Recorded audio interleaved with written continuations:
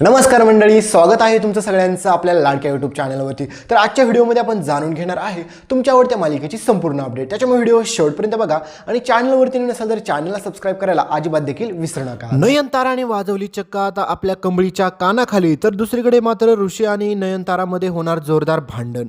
तर नक्की काय घडतं चला संपूर्ण अपडेट जाणून घेऊया। तर मित्रांनो, तुम्ही पाहिलंच असेल की आपल्या कंबळीला परीक्षा न देता यावी यासाठी मात्र ह्या कामिनीने आणि रागिनीने खूप भयानक असा प्लॅनिंग बनवलेला असतो आणि त्यामध्ये बिचाऱ्या आपल्या कंबळीला त्यांनी फसवलेलं देखील असतं। त्याच्यामुळे बिचाऱ्या कंबळीला नीट व्यवस्थित पेपर देता आलेला नसतो आणि कंबळी बिचारी त्या पेपरपाशी येण्यासाठी खूप तिला उशीर होतो। तर हे सगळं झालेलं असतं। त्याच्यामुळे ऋषी बिचारा कॉलेजमध्ये जातो आणि प्रोफेसर सरांशी बोलत असतो आणि म्हणत असतो की प्लीज कंबळीला पेपर देऊ द्या, कारण की तिने जर पेपर नाही दिला तर ती फेल होऊन जाईल।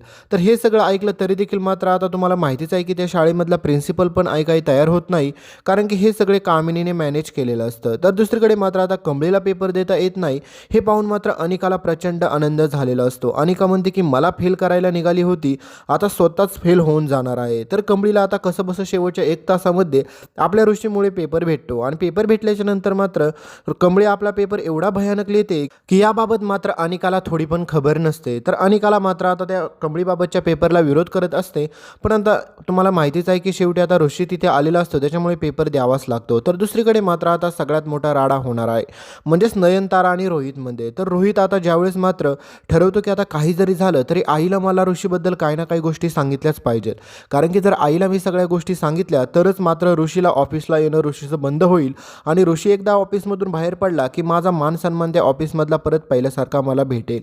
आणि तुम्ही पाहिलंच असेल की ऋषीने आपल्या कशाप्रकारे ते डील देखील क्रॅक केलं होतं आणि त्याचा तो पहिलाच प्रोजेक्ट होता, त्याच्यामुळे त्याला एवढं यश भेटलेलं पाहून मात्र आपल्या रोहितला प्रचंड दुःख झालेलं असतं। त्याच्यामुळे रोहितच्या डोक्यात एकच प्लॅनिंग चालू असतो की ऋषीला काही करून मला त्या ऑफिसच्या बाहेर काढायचं आहे।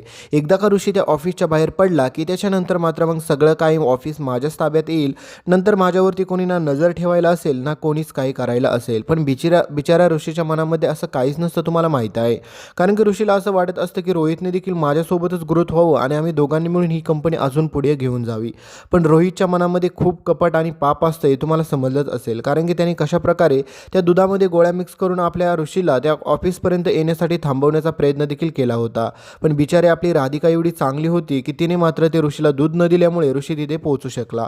पण मित्रांनो, भयानक ट्विस्ट तर आता तेव्हाच घडतो ज्यावेळेस मात्र नयनतारा रोहितला विचारते, म्हणते की ऋषी का नाही आला तुझ्यासोबत घरी। तर त्यावेळेस मात्र रोहित ठरवतो की आता मला अशा काहीतरी गोष्टी सांगितल्या पाहिजे जेणेकरून मात्र आई आता ऋषीवरती प्रचंड भडकली पाहिजे आणि त्याच्यानंतर ऋषीचं ऑफिसला येणं कायमचं बंद केलं पाहिजे।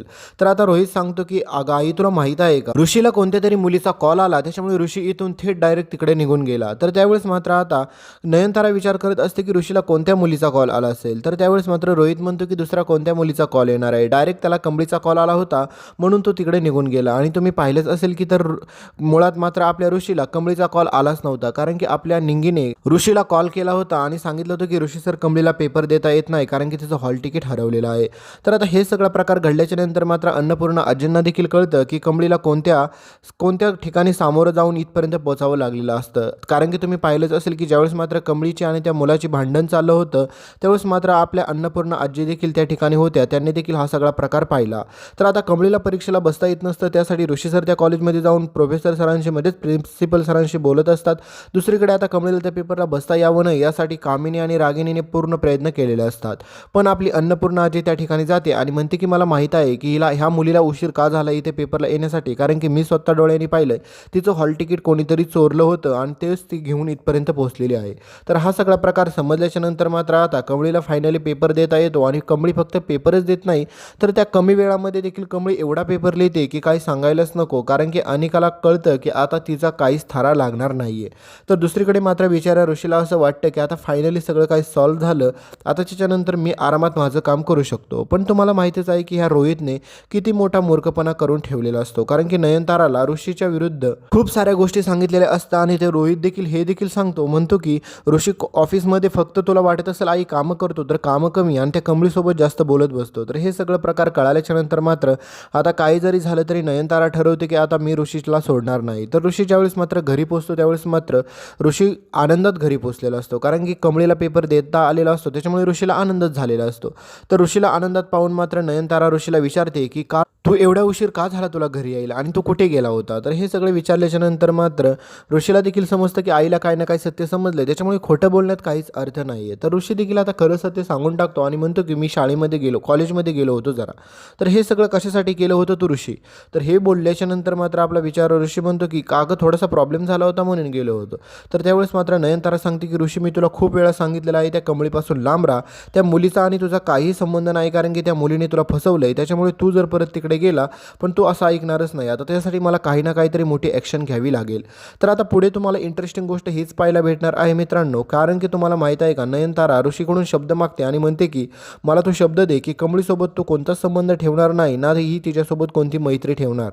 तर त्यावेळेस मात्र आपला ऋषी प्रचंड भडकतो आणि ऋषी सांगतो की आई, एक वेळेस मी त्या ऑफिसला जाणं बंद करेल, मी ती शिकवणी पण बंद करेल, मी कमळीसोबतची मैत्री तोडू शकत नाही, कारण की मला अशी नाती सहज तोडता येत नाही. तर हे सगळं ऐकल्याच्या नंतर नयनतारा प्रचंड भडकते आणि म्हणते की तू तर माझं ऐकणार नाही हे मला दिसतंय. तर मला लवकरात लवकर मुलगी शोधली पाहिजे आणि तुझं लग्न लावलं पाहिजे, नाहीतर मला त्या कमळीला जाऊन भेटलं पाहिजे. तर ऋषी म्हणतो की आई, तू असं काहीच करणार नाही, कारण की मी कोणती चूकच करत नाही, कारण की ती माझी मैत्रीण आहे. ती जर प्रॉब्लेममध्ये अडकली तर तिला वाचवणं माझं काम आहे. कारण की तुला माहीत नसेल पण कमळीला बिचारा त्या पेपर देता आला नसता, मी तिथे वेळेवरती पोहोचलो नसतो तर तिला त्या कॉलेजच्या बाहेर काढलं असतं, तर मग हे सगळं नुकसान तिचं झालं असतं.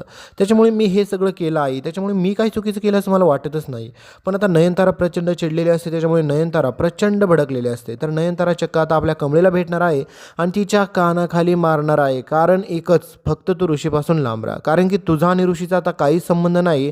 त्याच्यामुळे तू ऋषीपासून कायमची लांब राहा, कारण की ऋषी तुझ्यासोबत बोलाय जरी आला तरी तू बोलू नको, त्याला इग्नोर कर म्हणून सांगायला गेलेली असते. तर आता मला सांगा मित्रांनो, या ठिकाणी आपल्या कमळीने देखील जे काही नयनतारा सांगते ते ऐकणं योग्य राहील का? कारण की आता जर ऋषी सर स्वतःहून जर बोलायला येत असतील आणि कमळीने जर इग्नोर केलं तर ते ऋषीलाच आवडणार नाही आहे. त्याच्यामुळे आता कमळीने देखील नयनताराला योग्य ते उत्तर देणं गरजेचंच आहे. कारण की तुम्हाला माहिती आहे कारण की हा प्रश्न आता कमळे आणि ऋषीचा राहिलेला नाही, तर त्यांच्या मैत्रीपर्यंत येऊन पोचलेला आहे.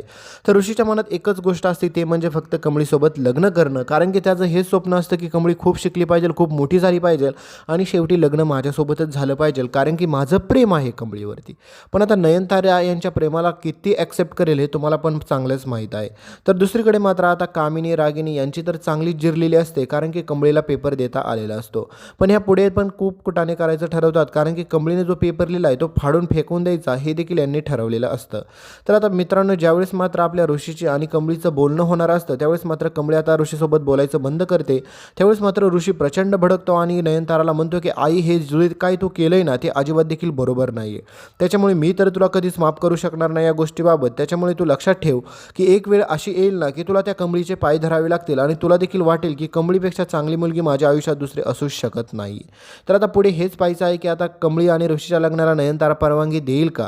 कारण की कमळी आणि ऋषीच्या लग्नाला नयनतारा परवानगी देईल असं आपल्याला तर वाटत नाही आहे. पण मित्रांनो, आता शेवटी आपली कमळी आणि ऋषी लग्न तर करणार हे तर फिक्स आहे. तर भेटूया पुढच्या अपडेटमध्ये. इथपर्यंत व्हिडिओ पाहिला असेल तर व्हिडिओला लाईक करा, चॅनलला सबस्क्राईब करायला विसरू नका आणि सोबतचं बेल नोटिफिकेशन